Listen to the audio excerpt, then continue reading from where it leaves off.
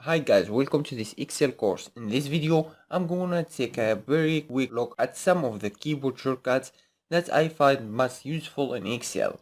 I'm gonna start with some of most used editing shortcuts. So these are your copy and paste shortcuts and how to do things like insert a new worksheet. So to copy a cell, you click on the cell and use keyboard shortcut Ctrl+C. Then to paste this cell into a new cell, select where you want to paste it into and use the keyboard shortcut Ctrl+V.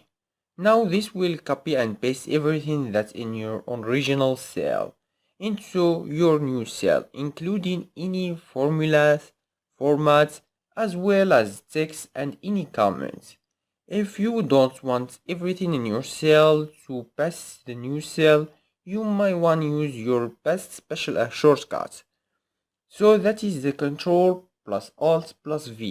and will bring up your best special box where you can select exactly what you want to copy. So if you only want to copy the values over, click OK and your cell has copied. Just the body uses just the text that is in the original cell. We do that again, Ctrl+V. If we want to say just do the format, select your formats, click OK. And you will see it's just copied over this green color. One thing that can make the past special shortcuts a little bit quicker to use, if you select your cell, hit Ctrl+V, and then you will notice that each of these options has one letter of it underlined. So if we click V, it will pop up the values number 1. If we hit C, it will pop up the comments 1. So if you want to paste special just your values, hit V and then enter and it will do that. So doing it much quicker, Ctrl+Alt+V, V and then enter, and your values are pasted much quicker than having to go through clicking individually. And click into it. If you want to cut out and move it somewhere else in your workbook, the shortcut is Ctrl+X and then paste it somewhere else with your Ctrl+V. It will move everything that is in your original cell over, including all your formats. Another editing shortcut that I found useful is F2, which is basically enters into your cell and message edit without having to either double click in the cell or click into your formula bar. You can also use the shortcut Shift plus F2 if you want to add comments into your cell. So I'm just undoing those last few steps. Another editing shortcut is the shortcut to insert a new worksheet, which is Shift F11, and that will insert a new worksheet to the left of the one that you are in. So we'll just delete that again. To final keyboard shortcuts that you should be aware of are those that allow you to copy the cell either above or the left or the one that you are in. So if you hold Ctrl+D, it will fill down, so it will copy exact what is in the cell above and further down. And equally Ctrl+R copy exactly what the right of it. Moving into our formatting shortcuts, some of the easy ones to remember: Ctrl+B makes your text bold, Ctrl+E makes it italic, and Ctrl+U will underline your text. So that works for whatever cell you are in. If you select multiple cells, so Ctrl+B, it will make everything in the cells in bold. It's also useful to know how to undo the keyboard, which is Ctrl+Z, and obviously press it as many times as you need to go back a number of steps. If you go back too far and decide you actually want to redo the most recent moves, the shortcut is Ctrl and Y. I'm doing that again with our Ctrl and Z.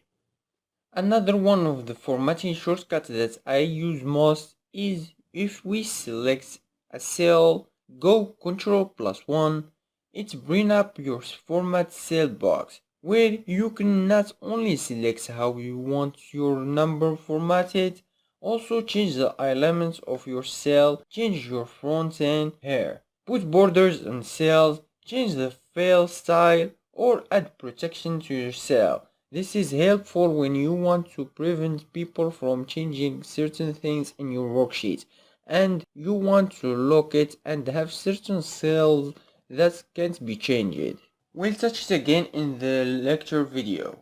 There are other formatting shortcuts that can be useful for most people. I don't personally use some of these, but for example, if we have 0.5 in a cell and we want to change it into percentage, Control Shift percentage will also not only change the format. I personally find it easier to just use Ctrl+1, go to my number tab and select what I want. But some people find this other keyboard shortcut useful.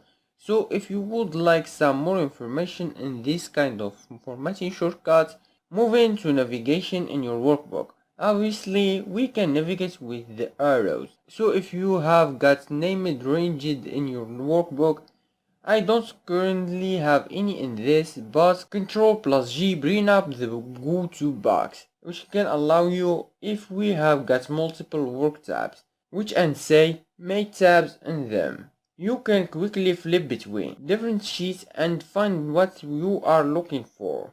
There are then a quick shortcut for selecting things like in the entire row. So if we click in the cell and hold shift in the space bar, it will select your entire row.